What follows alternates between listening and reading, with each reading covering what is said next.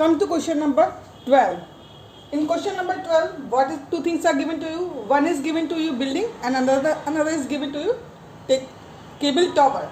Suppose this is a building. I made this building. This is a building. And this is a cable tower. Cable tower. Look at the book, what it is written there. It is written there, from the top of a 7-meter high building. इस जो ये building है इसकी height कितनी दी गई है? This is given to you 7 meter. 7 meter high building के top से it is written the angle of elevation to the top of the tower.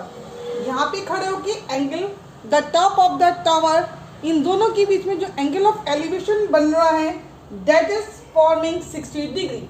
अब एंगल ऑफ एलिवेशन के लिए आपको पता है you have to draw the parallel line parallel to the plane. क्योंकि हम टॉप से कर रहे हैं, टॉप से करने के लिए हमें पैरेलल लाइन ड्रॉ करनी पड़ेगी. Draw the parallel line and then you have to join it because you are standing at the top of the building. This angle of elevation is given to you 60 degree. Next line आगे क्या लिखा हुआ है आपका? Next it is written here and the angle of depression to its foot. Top से आपका tower का foot क्या है? यहाँ पे है. आप इन दोनों के बीच में जो एंगल ऑफ डिप्रेशन बनना है दैट इज फॉर्मिंग 45 डिग्री. आपको एंगल ऑफ डिप्रेशन है, this is angle of elevation is there. Okay, the question is that find the height of the cable tower. आपको ये जो केबल टॉवर है इसकी height बतानी है. क्वेश्चन क्लियर है? Again I am repeating, 7 metre लंबी बिल्डिंग है, इसके सामने केबल टॉवर है जिसकी हाइट हमें कंफर्म नहीं है. बिल्डिंग के टॉप पे जब आप चढ़ेंगे then the angle of elevation forming between the top of the building and the top of the cable tower is 60 degree. Also the angle of depression to from top of the building to the foot of the cable tower is 45 degree. Question है आपका find the height of the tower. This line is parallel to this line. So this angle and this angle, both the angles are which kind of angles? Alternate angles. तो अगर ये 45 degree होगा तो ये भी 45 degree होगा. अब ये लाइन इसके पैरेलल है तो ये लाइन इसके भी पैरेलल होगी. मीन्स ये जो डिस्टेंस है that will also be 7 meter. Okay, now labeling कर लेते हैं. labeling शुरू करते हैं. A, B, C, D and E. Introduction आपको खुद लिखना है. You have to write down the introduction by yourself. यहाँ इंट्रोडक्शन में ध्यान रखिएगा, आपने जो अल्टरनेट एंगल्स का कॉन्सेप्ट यूज किया है उसको भी आपको मेंशन करना पड़ेगा.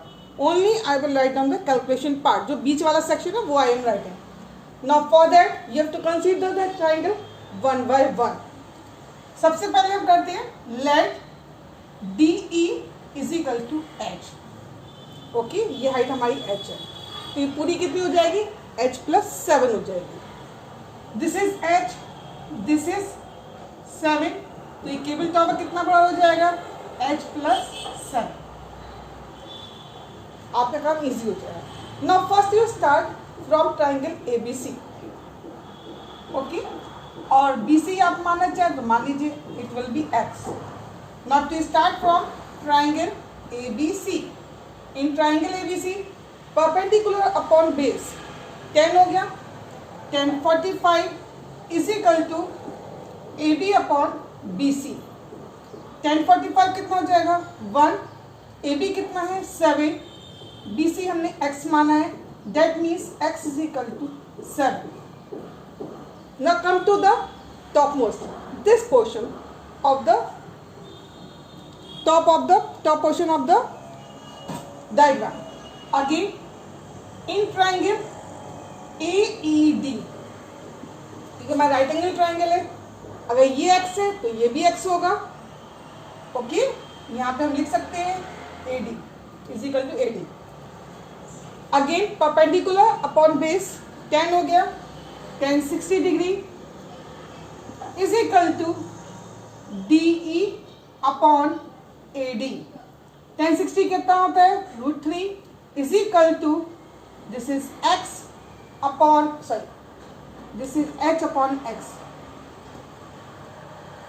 h अपॉन x, x की वैल्यू रखिए h अपॉन 7, यहां से 7 आ गया आपका, which will give you h is equal to 7√3। Finally आपको केबल टॉवर की हाइट निकालनी। Therefore, height of cable tower